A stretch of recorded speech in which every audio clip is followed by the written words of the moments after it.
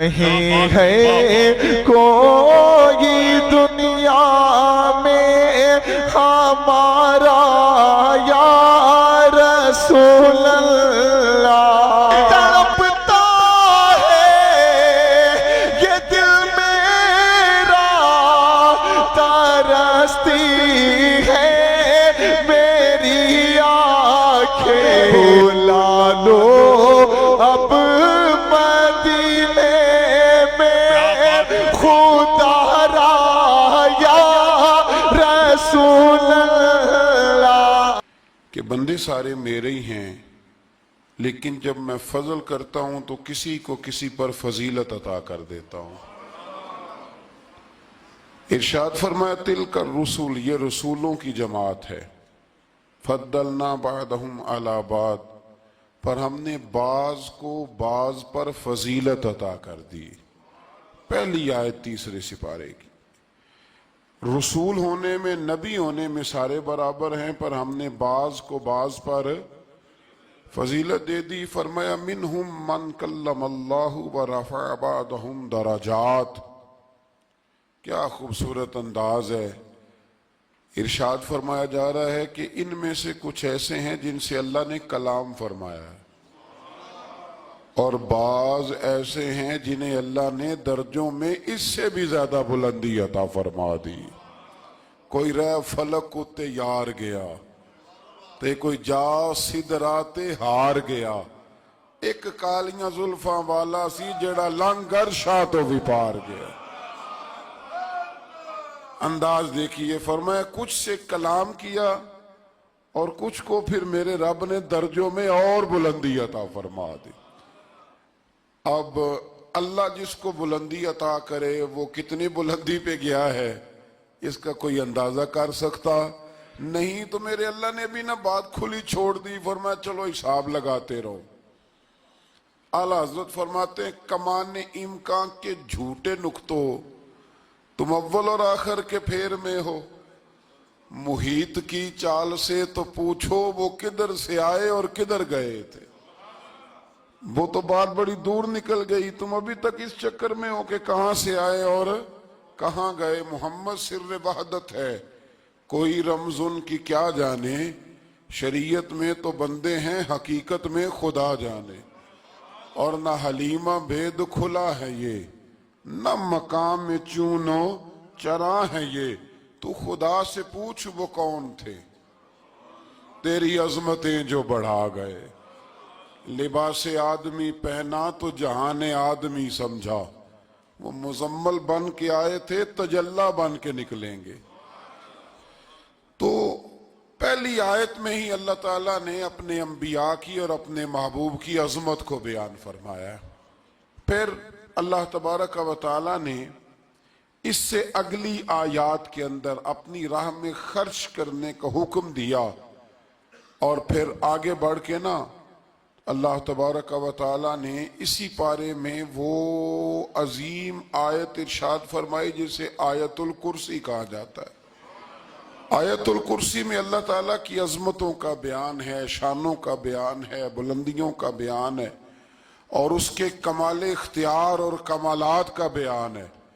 اور یہ وہ خوبصورت آیت کریمہ ہے آیت الکرسی۔ یہ حدیث آپ نے آج رٹ لینی ہے، یہ رٹ لینی ہے آپ نے حدیث، اور اتنی پکی رٹنی ہے کہ میرا مشورہ ہے کہ بچوں کے کانوں میں بھی بتانی ہے کہ یہ کام بھولنا نہیں۔ نبی پاک علیہ السلام نے فرمایا جو ہر فرض نماز کے بعد آیت الکرسی پڑھے گا نا، وہ مرنے سے پہلے پہلے جنت میں اپنا مقام دیکھ لے گا۔ اب اس سے بڑی فضیلت کیا ہوگی کہ مرنے سے پہلے پہلے امام سیوطی علیہ رحمہ نے اس حدیث کو نقل فرمایا۔ اللہ کریم نے نا آیت الکرسی کے فوراً بعد ارشاد فرمایا لا اکراہ فی الدین، اس دین میں سختی کوئی نہیں۔ تو یا اللہ پھر کیا ہے؟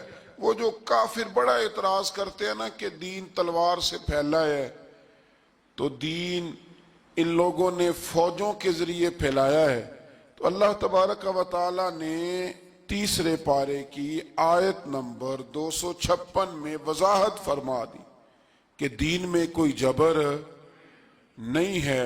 ہاں ہم نے صورتحال واضح کر دی ہے، حق بیان کر دیا ہے. اب جو بندہ انکار کرے گا اس حق کا وہ شیطان کے ساتھ ہے، اور جو ایمان لے آئے گا تو پھر اس نے ایک مضبوط چیز کو پکڑ لیا ہے، اور اس مضبوط چیز کو پکڑا ہے جس نے کبھی کھلنا نہیں ہے. فرمایا دین میں کوئی جبر نہیں، سختی نہیں. لیکن نا دل اللہ کے کنٹرول میں ہے نا سارے، تو اللہ اگر چاہے تو سارے کافروں سے کلمہ پڑھوا دے. لیکن رب فرماتا ہے میں تمہیں حق بتاؤں گا، مان لو گے تو جنت ہے، نہ مانو گے تو جہنم ہے. اس لیے جبر والی بات کوئی نہیں. آگے اللہ تعالیٰ نے نا اسی پارے میں ارشاد فرمایا کہ اے محبوب علم تر الی الذی حاج ابراہیم فی ربہ. یہ بھی ایک انوکھی فطرت ہے انسان کی جس کو اللہ تعالیٰ نے اس پارے میں بیان فرمایا. محبوب آپ نے اس شخص کی طرف نہیں دیکھا جو حضرت ابراہیم سے جھگڑا کر رہا تھا ان کے رب کے بارے میں؟ جھگڑا کیوں کر رہا تھا؟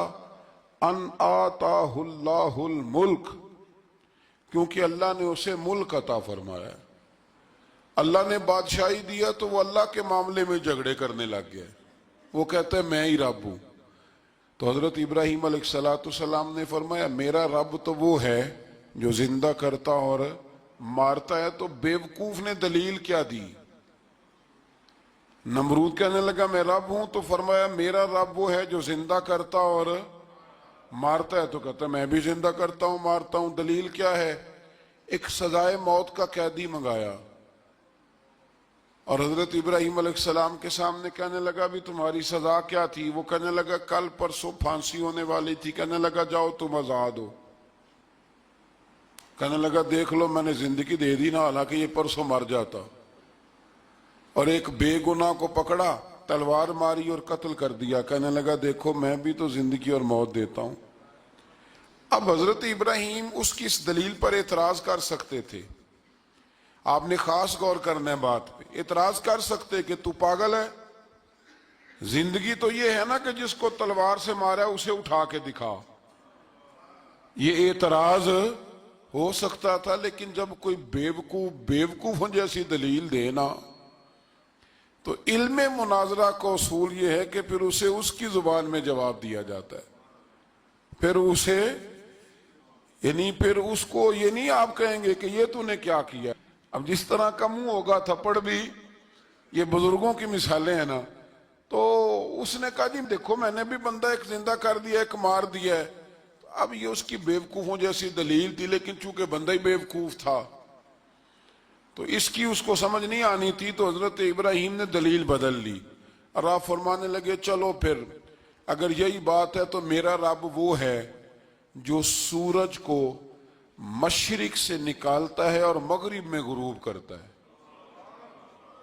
تو اگر رب ہے نا تو اس طرح کر فاتی بہا من المغرب، تو اسے مغرب سے نکال. چل یہ تو نے زندہ مردہ کر کے دکھا دیا نا، تو مغرب سے نکال. فبہت الذی کفر، تو کافر پریشان ہو گیا اس لیے کہ وہاں سے نکال سکتا نہیں تھا. تو جب آپ کسی سے گفتگو کرتے ہیں نا تو الجھے نہیں، بات ایسی کریں جس کا کوئی جواب موجود نہ ہو. یہاں مفسرین نے ایک بڑی شاندار بات لکھی ہے. مفسرین کہتے ہیں کہ اگر وہ یہ کہہ دیتا نا یہاں پہ، کیونکہ بیوقوف تھا نا کہہ نہیں سکا، اگر کہہ دیتا نا کہ مشرق سے تو میں نکالتا ہوں، تو آپ اپنے رب سے کہیں وہ مغرب سے نکالے. تو مفسرین کہتے ہیں اگر حضرت ابراہیم فرما دیتے نا تو رب کریم نے سورج مغرب سے بھی نکال دینا تھا. لیکن فبہت الذی کفر، وہ یہیں پہ نہ رہ گیا. اللہ کے بندے ہیں نا. امام اعظم ابو حنیفہ رحمت اللہ علیہ کے سامنے ایک دہری آ گیا. وہ کہتا تھا کہ ساری مخلوق خود بخود بنی ہے. تو امام صاحب نے بھی علم مناظرہ کے ساتھ اس کے ساتھ گفتگو کی. وہ کہنے لگا جی خود بن گیا سارا کچھ. تو امام صاحب کہنے لگے چل چھوڑ، کل بات کریں گے تیرے ساتھ. وہ کل دوبارہ آیا تو امام اعظم دریا کے کنارے کھڑے تھے. کہنے لگا امام صاحب بڑے پریشان کھڑے ہو. تو آپ فرمانے لگے پریشان اس لیے ہوں کہ میں نے عجیب ہی نظارہ دیکھا ہے. ابھی ابھی ایک درخت خود بخود کٹا ہے اور خود بخود اس کے تختے بن گئے، خود بخود رندا چلا ہے، خود بخود کشتی بن گئی ہے، خود بخود دریا میں اتری ہے، اور خود بخود کچھ بندوں کو ادھر لے کے آنے لگ گئی ہے، کچھ کو یہاں سے ادھر لے کے جانے لگ گئی ہے، سارا کچھ خود۔ وہ کہنے لگا حضور سیانے بیانے بندے ہیں، کبھی کشتی بھی خود بخود بنی ہے، کبھی بندے خود بخود ادھر سے ادھر بھی گئے ہیں۔ آپ فرمانے لگے کشتی خود بخود نہیں بن سکتی تو اتنی بڑی کائنات خود بخود کیسے بن گئی؟ اور اگر بندے ادھر سے ادھر خود بخود نہیں آ سکتے تو بتا یہ سورج اور چاند خود بخود ادھر سے ادھر کیسے روز چلے جاتے ہیں؟ تھوڑی دیر چپ رہا، پھر آ کے امام اعظم کے ہاتھ چومے اور کہنے لگا آپ نے تو کمال کر دیا، میرا ذہن صاف ہو گیا، مجھے کلمہ پڑھائیں، میں بھی مدینے والے محبوب کا غلام بن جاتا ہوں۔ تو پکی دلیلوں کے ساتھ گفتگو کرتا ہے قرآن پاک، پکی دلیلیں۔ یہ آیت سبق یہ دیتی ہے کہ آپ کسی سے بات کریں تو اب چونکہ سپارہ لمبا ہے بات رہ نہ جائے، پر یہ مضمون اتنا شاندار ہے کہ میرا یہاں رکنے کو دل کرتا ہے۔ وہ ہمارا نظریہ یہ ہے کہ امام کے پیچھے سورۃ فاتحہ نہیں پڑھنی،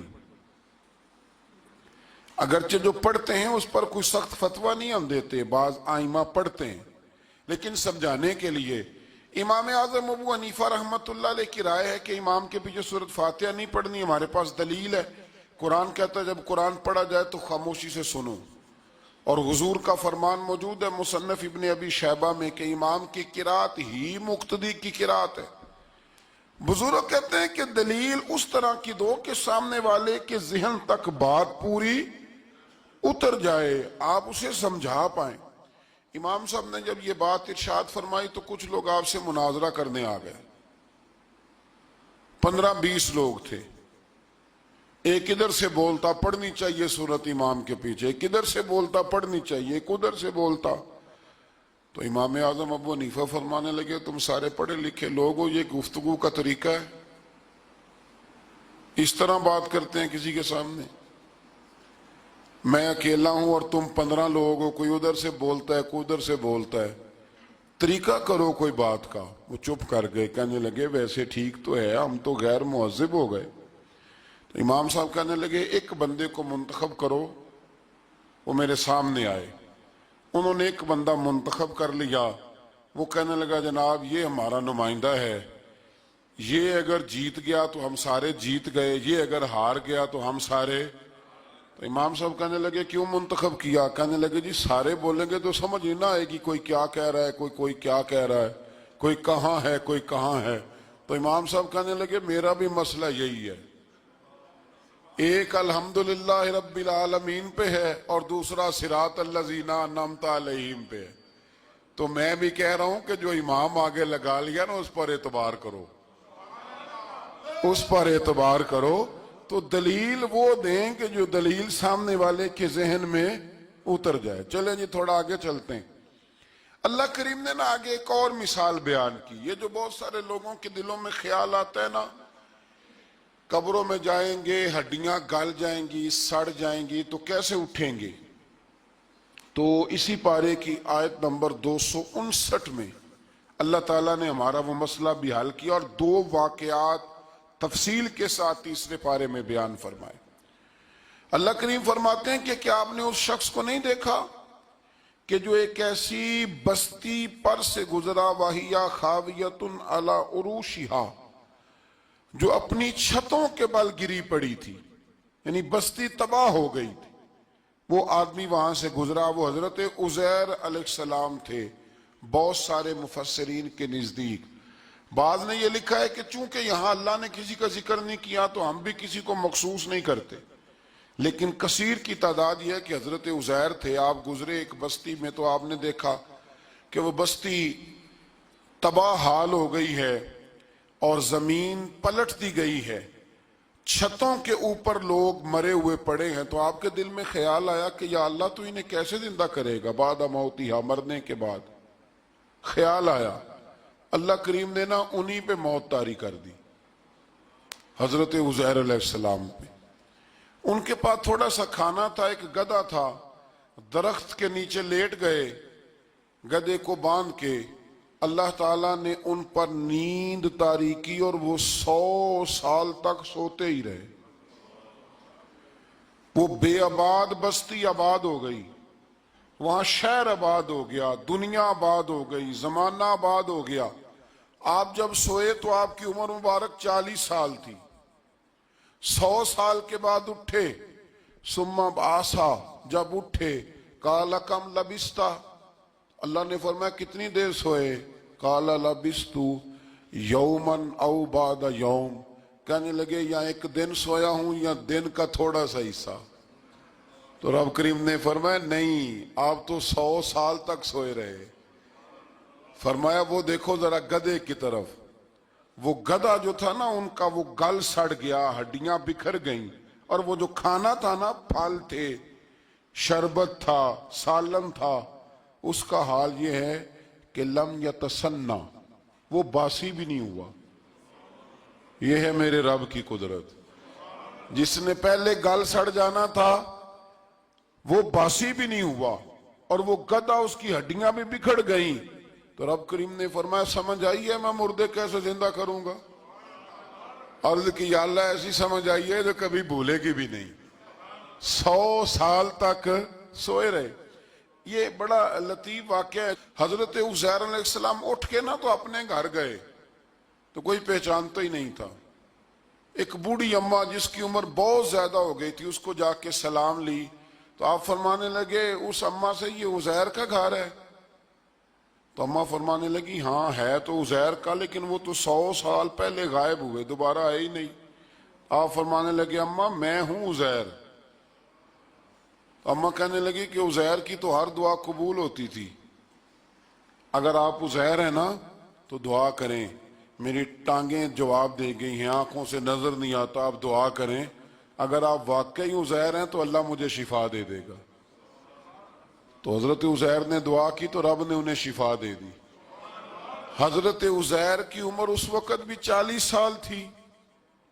حضرت عزیر کی عمر جب گئے تب بھی، واپس آئے تو، اور حضرت عزیر کا بیٹا ان سے ملا تو اس کی عمر 118 سال تھی. پوتے بھی بوڑھے تھے. لوگوں نے حضرت عزیر علیہ السلام سے کہا یہ کیا ہے؟ فرمانے لگے یہ میرے اللہ کی قدرت ہے، یہ میرے رب کی قدرت ہے. آج بھی آپ دیکھ لیں کہ کچھ لوگوں کے بال ساری زندگی سفید نہیں ہوتے، اور کچھ 17 سال کے 16 سال کے نوجوان ہیں تو سارا سار ان کا سفید ہو جاتا ہے. علامات وہ آ جاتی ہیں جو بوڑھوں میں ہوتی ہیں. تو اللہ تبارک و تعالیٰ نے فرمایا کہ یہ ہماری قدرت ہے، اس طرح کر کے ہم مردوں کو زندہ کریں گے. جب مومن قبروں سے اٹھیں گے نا، مومن آنکھ کھلے گی تو کہیں گے سویرا ہو گیا، جیسے ابھی سوئے تھے نا، کہیں گے دن چڑھ گیا. تو اللہ فرمائے گے ہاں دن بھی چڑھ گیا ہے اور رب رسول کے دیدار کا نظارہ بھی تمہیں دیا جائے گا. اٹھو بڑی شاندار صبح ہوئی ہے. اور کافر جب اٹھے گا تو کہے گا اوہو اب میرے لیے کیا نئی سزا ہے. تو اس سے بالکل آگے متصل حضرت ابراہیم علیہ السلام کا وہ واقعہ اسی پارے میں ذکر کیا گیا ہے. جب حضرت ابراہیم علیہ السلام نے کہا تھا کہ اے اللہ مجھے دکھا تو مردے کیسے زندہ کرے گا، تو رب کریم نے فرمایا یقین نہیں. عرض کی یا اللہ اطمینان قلبی کے لیے. ایک علم الیقین ہوتا ہے، ایک عین الیقین ہوتا ہے، ایک حق الیقین ہوتا ہے. کہ یا اللہ میں اطمینان قلبی کے لیے. تو اللہ نے فرمایا 4 پرندے لے لو. حضرت ابراہیم علیہ السلام نے 4 پرندے لیے. کچھ نے لکھا ہے کوا تھا، مور تھا، مرغی تھی، کبوتر تھا، مختلف نام آئے. وہ 4 پرندے لیے، پھر ان کو ذبح کیا، پھر ان کا قیمہ بنایا، پھر گوشت ایک دوسرے میں مکس کیا، پھر 4 مختلف پہاڑیوں پہ رکھا. اللہ نے فرمایا مکس ہو گئے نا آپس میں، اب تم آواز دو. حضرت ابراہیم نے آواز دی اور رب نے زندگی دی. اور وہ پرندے اپنی ٹانگوں پر چلتے ہوئے حضرت ابراہیم کے پاس آ کے کھڑے ہوئے. تو فرمایا ابراہیم جس طرح ان کو زندہ کیا نا، اسی طرح پھر قبروں سے میں ہڈیاں بھی زندہ کر کے نکال دوں. میں ایک فلسفی کو پڑھ رہا تھا. یہ ہمارے جدید دور کے فلسفی بڑے عجیب باتیں کرتے ہیں. وہ کہتے ہیں جی ہوا ایسی چلتی ہے کہ انسان قبر میں ہوتا ہے تو ہڈیاں گل سڑ جاتی ہیں تو کوئی بھی نہیں بچتا. اور پھر آپ کہتے ہیں کہ کچھ کو عذاب ہوتا ہے کچھ کو ثواب ہوتا ہے. تو قبر کے اندر جب مردے چلے گئے تو آپ یہ بھی کہتے ہیں بعض لوگ ایک ایک قبر سے 70 اٹھیں گے تو ایک کو عذاب ہو رہا ہے ایک کو ثواب ہو رہا ہے. یہ کیا ماجرا ہے؟ ہمارے بزرگوں نے جواب دیا ہے. ہمارے بزرگوں نے یہ جواب دیا ہے کہ یہ ہوائیں یہ فضائیں یہ ساری اللہ کی قدرت ہے. ہر آدمی کو ٹھنڈ لگ جاتی ہے سردیوں کے موسم میں. میں نے کچھ ایسے بندے دیکھے ہیں بلکہ کوئی مجھے کہے گا تو میں دکھا دوں گا ساری سردیاں سویٹر نہیں پہنتے پھر فوت ہو جاتے ہیں. اور کئیوں نے 6 پہنے ہوتے ہیں پھر بھی داند کے ساتھ داند بج رہا ہوتا ہے. وہ کہتے ہیں توبہ توبہ بڑی ٹھنڈ ہے. یہ بھائی آب و ہوا ایک ہی ہے لیکن وجود کے اثر قبول کرنے کے معاملات بھی اور ہی ہے. یہی معاملہ قبر میں ہوگا. دیکھیں نا حضرت عزیر علیہ السلام کے گدھے نے بھی آب و ہوا لکھی اور کھانے نے بھی. تو گدھا گل سڑ گیا پر کھانا گلا سڑا. دوسری بات یہ کہ قبر میں بندے اکٹھے ہیں تو کسی کو عذاب تو کسی کو ثواب. تو امام جلال الدین سیوطی رحمۃ اللہ علیہ فرماتے ہیں 2 بھائی اگر ایک پلنگ پہ سوئے ہوں تو ایک خواب میں لاہور ہوتا ہے دوسرا پشاور ہوتا ہے. سوئے کہاں ہوتے ہیں؟ اکٹھے ایک پلنگ پہ. وہ ایک کہتا ہے میں رات کو لاہور تھا اور دوسرا کہتا ہے نہیں تو غلط کہہ رہا میں تو پشاور تھا. تو ہوتے کہاں ہیں؟ تو اگر ایک جگہ پہ آپ موجود ہیں اور اللہ تبارک و تعالیٰ نے آپ کو روحانی طور پر کہیں کا کہیں پہنچا دیا ہے تو اسی طرح قبروں میں بھی اگر کسی کو عذاب ہوگا تو ہو ہی جائے گا اللہ معاف کرے. اور اگر کسی پہ رحمت ہوگی تو وہ بھی انشاءاللہ ہو ہی جائے گی. تھوڑا سا آگے بڑھتے ہیں. پھر اللہ تبارک و تعالیٰ نے نا اپنی راہ میں خرچ کرنے کی بات ارشاد فرمائی. فرمایا اگر تم میری راہ میں خرچ کرو گے تو میں تمہیں 700 گنا کر کے واپس کروں گا. اللہ کی راہ میں خرچ کریں گے تو کتنا ملے گا؟ یہاں بھی معاملہ یقین کرنے کا ہے. قوم کو یقین آ جانا کہ ڈبل ہو جائیں گے تو ساری قوم لٹ جاتی ہے. اگر اتنا یقین ہو جائے نا ڈبل ہو جائیں گے تو لٹ جاتی ہے. تو اگر یہ بھی یقین ہو جائے نا کہ 700 گنا ہو جائیں گے تو پھر بھی میرا خیال یہ ہے کہ قوم لٹنے کو تیار ہو سکتی ہے. لیکن وہاں لٹ کے برباد ہوتے ہیں. رب رسول کے رستے میں لٹیں گے تو آنے والی نسلوں کو بھی اللہ آباد فرما دے گا. اللہ آباد کر دے گا آنے والی نسلوں کو. تو میرے دوستو تھوڑا سا آگے جب ہم اس پارے میں چلتے ہیں تو اللہ تبارک و تعالیٰ نے 2 باتیں ارشاد فرمائیں. ایک تو ارشاد فرمایا کہ شیطان تمہیں نا 2 چیزوں کے بارے میں اکثر ورگلاتا ہے. ایک تمہیں کہتا ہے کہ کنجوسی کرو فقر تنگ دستی ہو جائے گی اگر خرچ کرو گے. اور دوسرا تمہیں کہتا ہے بے حیائی کرو. اللہ نے فرمایا یہ 2 کام تم نے کرنے نہیں. نہ تم نے بخل کرنا ہے اور نہ تم نے بے حیائی کرنی. اور پھر آگے جا کے ارشاد فرمایا کہ دانائی بڑی حکمت ہے عقل مندی بڑی حکمت ہے. زندگی دانائی سے گزارو. یؤتی الحکمت من یشاء اللہ جسے چاہتا ہے حکمت عطا کرتا ہے. ومن یؤت الحکمت فقد اوتی خیرا کثیرا اور جسے اللہ نے دانائی دی نا عقل اللہ فرماتا ہے اسے ہم نے خیر کثیر عطا کی. کام سارے ہی ہو جاتے ہیں پر جو عقل کے ذریعے کیا جائے نا. شیخ سعدی نے کہا تھا اگر تیرے پاس 1 من علم ہے نا تو 10 من عقل کی بھی ضرورت ہے پھر وہ علم آگے پہنچتا ہے. 10 من 1 من شعور کے ساتھ دانائی کے ساتھ. میرے نبی کریم علیہ السلام نے نا بڑی دانائی کے ساتھ دین پھیلایا ہے بڑی حکمت کے ساتھ بڑی خوبصورتی کے ساتھ. حضور نے ایک شخص نے آ کے کہا یا رسول اللہ صلی اللہ تعالی علیہ وسلم میں 5 نمازیں نہیں پڑھ سکتا 2 پڑھوں گا. تو صحابہ کہتے ہیں ہمارے دل میں خیال آیا کیسے اجازت ملے گی. نماز تو فرض عین ہے ہر نماز کی ہر رکعت کا ہر سجدہ فرض ہے اور یہ پوری 3 نمازوں کی چھٹی مانگ رہا ہے. لیکن حضور نے حکمت سے دین پھیلایا دانائی سے. मुस्नद इमाम अहमद बिन हंबल में मौजूद है। हुजूर ने फरमाया अगर 2 नमाजें पढ़ोगे 3 न पढ़ोगे तो कलमा तो पढ़ लोगे ना दिल से। हुजूर पढ़ लूंगा, फरमाया चल तू 2 ही पढ़ लेना, कलमा पढ़ सही। हजरत अबू हुरैरा कहते हैं उसने 3 नमाजों की छुट्टी की शर्त पर कलमा पढ़ा, अभी पूरा हफ्ता नहीं हुआ था कि उसने 5 नमाजें क्या तहज्जुद भी शुरू कर दी। उस शख्स ने फिर इशराक और चाश्त भी पढ़ी, वो सारी रात मुसल्ले पे भी बैठा। लिहाजा दानाई के साथ घर भी आपका हिकमत से चलेगा, दानाई से चलेगा, दुकान भी आपकी हिकमत और दानाई से चलेगी।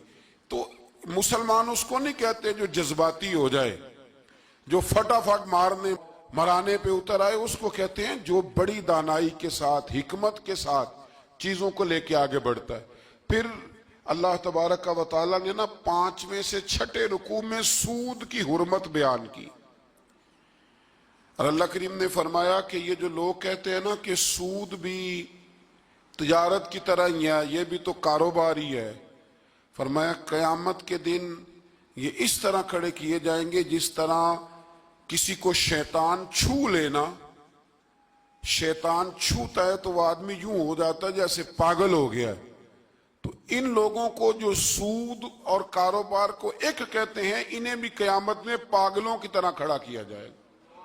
और फिर अल्लाह ताला ने हुक्म दिया, फरमाया सूद छोड़ दो जो बाकी रह गया है, इससे जान छुड़ा लो। और अगर तुमने ऐसा न किया, फ़इल्लम तफ़अलू, अगर तुमने ऐसा ना किया, फ़अज़नू बिहर्बिम मिनल्लाहि व रसूली, फिर अल्लाह और उसके रसूल से जंग करने के लिए तैयार हो जाओ। तवील तरीन आयत कुरान मजीद की आयत नंबर 282, इसमें अल्लाह ताला ने फरमाया जब भी तुमने लेन देन करना है उसे लिखना है।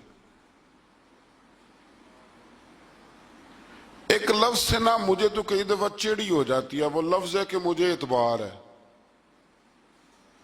मैं कहता हूं कि वो वालिदैन बड़े जालिम हैं जो कहते हैं मुझे जवान बच्ची अकेली कॉलेज जाती है तो मुझे एतबार है।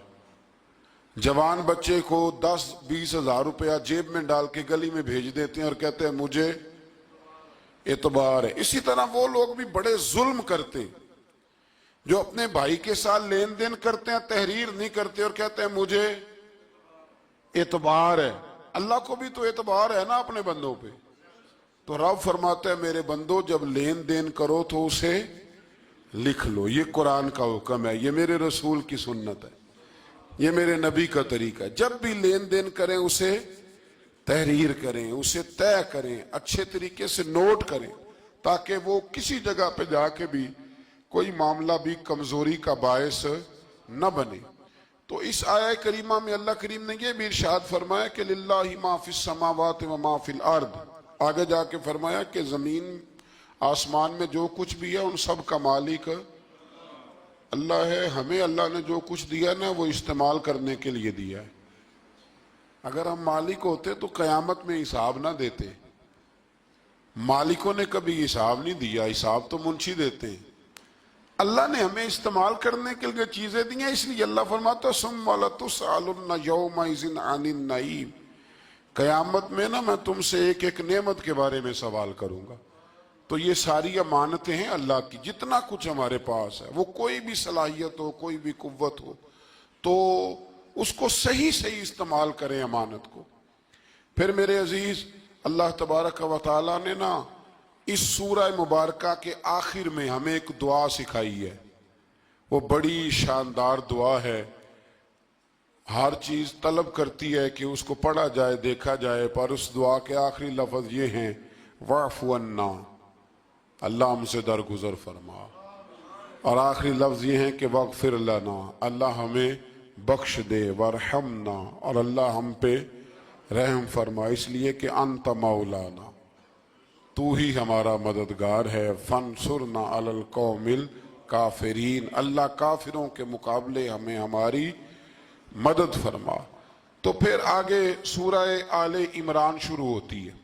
सूरह आले इमरान के बिल्कुल इब्तिदा में अल्लाह करीम ने फरमाया कि कुरान पाक में 2 किस्म की आयात हैं। कुछ आयात बिल्कुल वाज़ेह हैं और कुछ आयात ऐसी हैं कि जो मुतशाबे हैं, जिनको समझने की जरूरत है। تو فرمایا جن کے دلوں میں کجی ہے نا، کھوٹ ہے، وہ متشابہ آیات کے پیچھے جاتے ہیں۔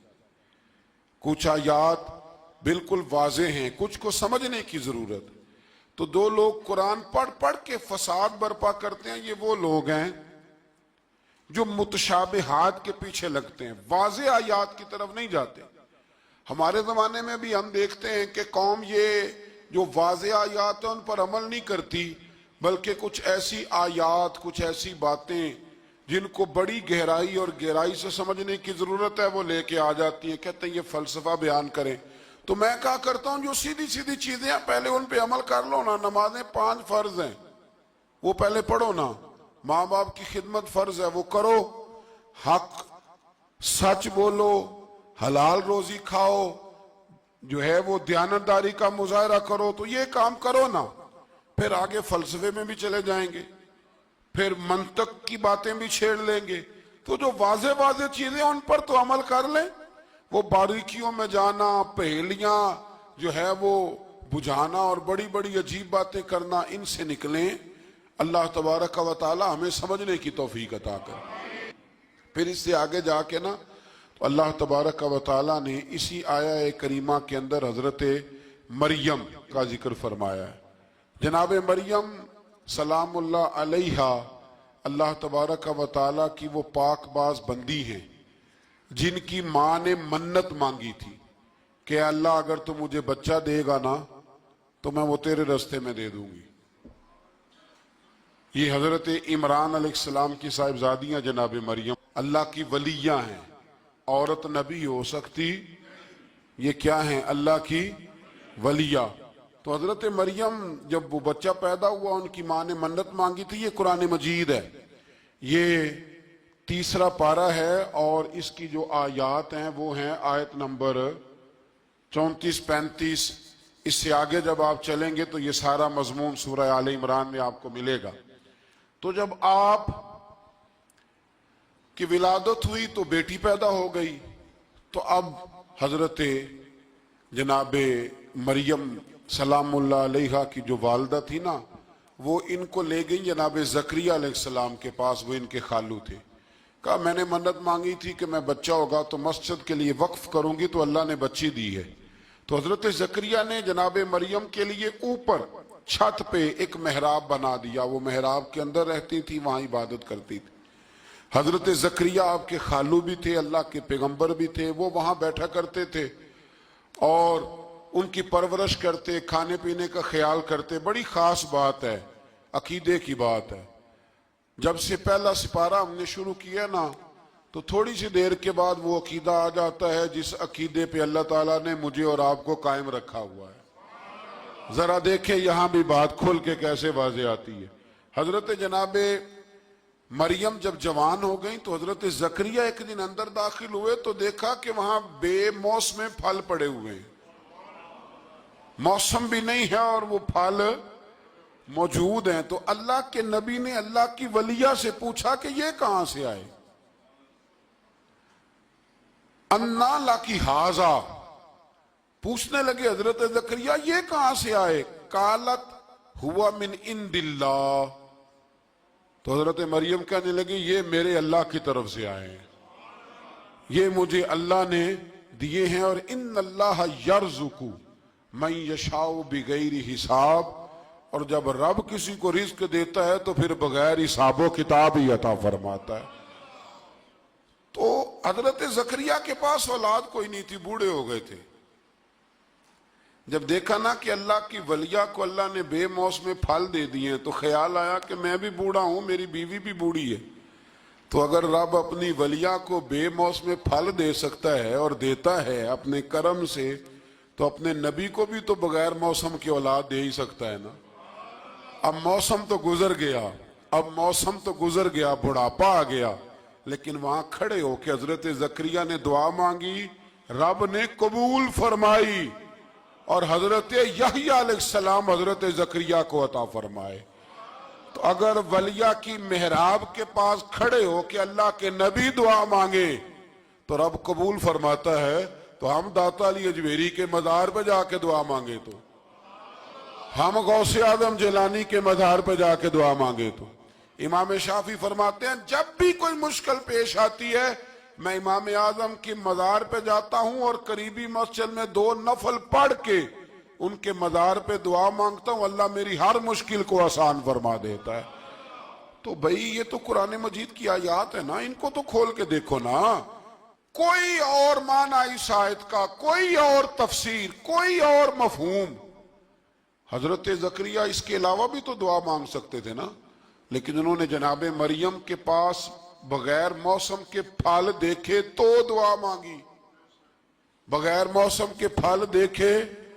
اور یہ بھی اللہ کا فضل ہے کہ ولیہ کے پاس دیکھے تو ولیوں والا مسئلہ حل ہو گیا۔ اگر وہ نبی ہوتی تو لوگوں نے فٹافٹ کہہ دینا یہ تو نبیوں کی بات ہے۔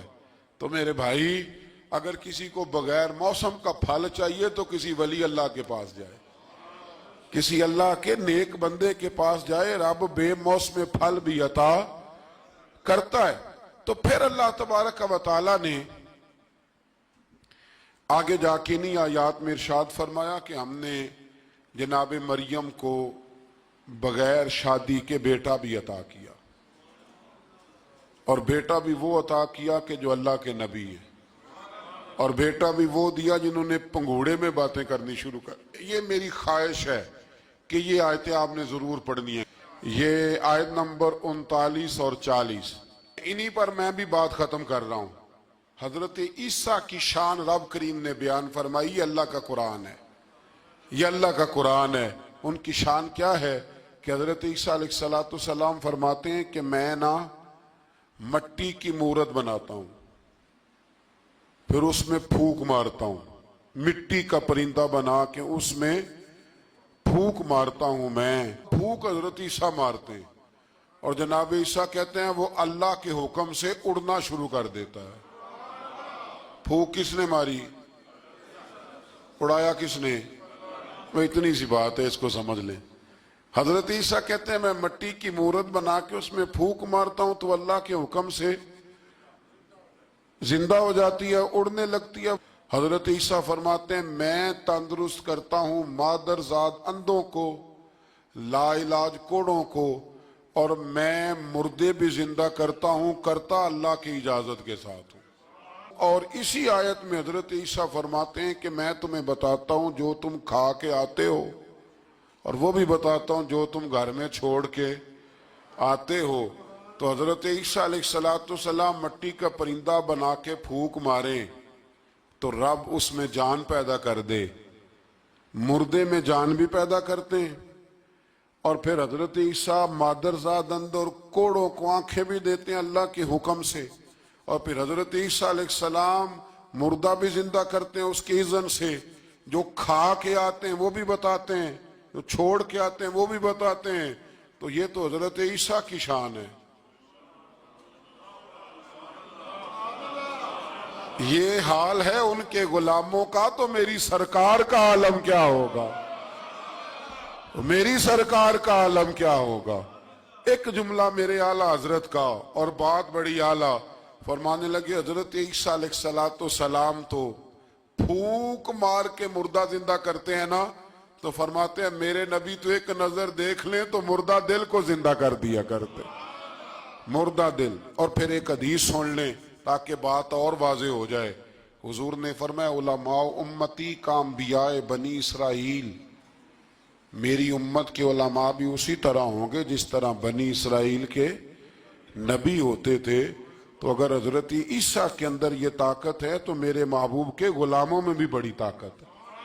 حضرت آصف بن برخی اگر تخت لا سکتے ہیں تو غوث اعظم بھی بیڑی اوپر اٹھا لیتے ہیں۔ اس لیے عقیدہ اور نظریہ قرآن ہے، حدیث ہے۔ ہم چونکہ پڑھتے نہیں، توجہ نہیں کرتے، تو لوگ ہمیں فٹافٹ، آپ یقین کریں بڑے صاف ستھرے انداز میں لوگ آ کے کہتے ہیں جی دیکھو جی یہ کدھر سے آ گیا، تو میں نے کہا یہ اللہ کا قرآن ہے۔